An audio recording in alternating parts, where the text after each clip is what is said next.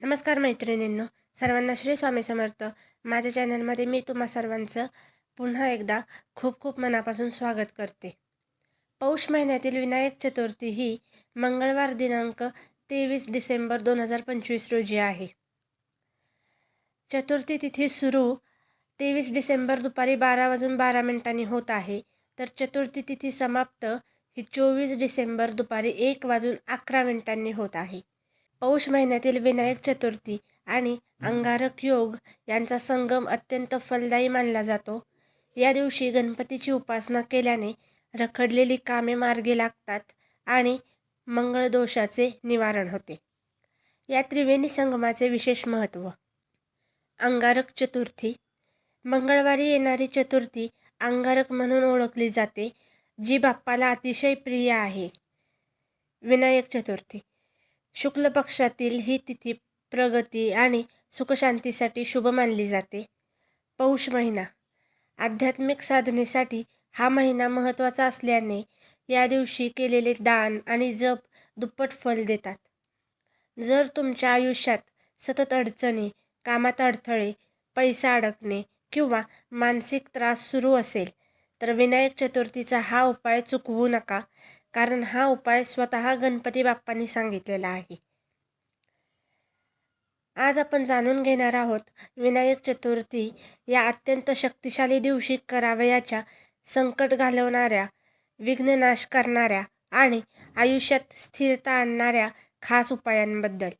हा व्हिडिओ शेवटपर्यंत नक्की पहा, कारण शेवटी मी एक असा उपाय सांगणार आहे जो फार कमी लोकांना माहिती आहे आणि जो लगेच परिणाम देतो. विनायक चतुर्थीचे महत्त्व. विनायक चतुर्थी म्हणजे विघ्नहर्ता गणपती यांचा विशेष दिवस. या दिवशी केलेली पूजा, मंत्रजप आणि छोटेसे उपाय मोठी संकटे हलकी करतात, थांबलेली कामे सुरू करतात आणि नकारात्मक शक्ती दूर करतात. शास्त्रानुसार चतुर्थी तिथीला गणपती तत्व पृथ्वीवर सर्वात जास्त सक्रिय असते. विघ्ननाशक दुर्वा उपाय. 21 हिरव्या दुर्वा घ्या, 1 लाल फूल, गूळ किंवा मोदक, 1 तुपाचा दिवा घ्या. उपाय कसा करावा. सकाळी आंघोळ करून गणपतीसमोर दिवा लावा. गणपतीला 21 दुर्वा अर्पण करा. प्रत्येक दुर्वेसोबत मनात बोला, माझ्या आयुष्यातील हे विघ्न दूर कर. शेवटी 11 वेळा ओम गंग गणपते नमः हा मंत्र म्हणा. हा उपाय नोकरी, व्यवसाय, कोर्ट केस, कर्ज, आरोग्य समस्या यासाठी फार प्रभावी आहे. संकट निवारण नारळ उपाय. 1 नारळ, लाल कापड आणि कुंकू घ्या.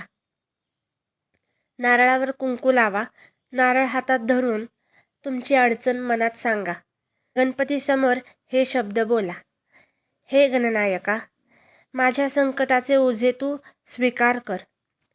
हा नारळ जवळच्या गणपती मंदिरात अर्पण करा. हा उपाय विशेषतः अचानक येणाऱ्या संकटांसाठी फार उपयोगी आहे.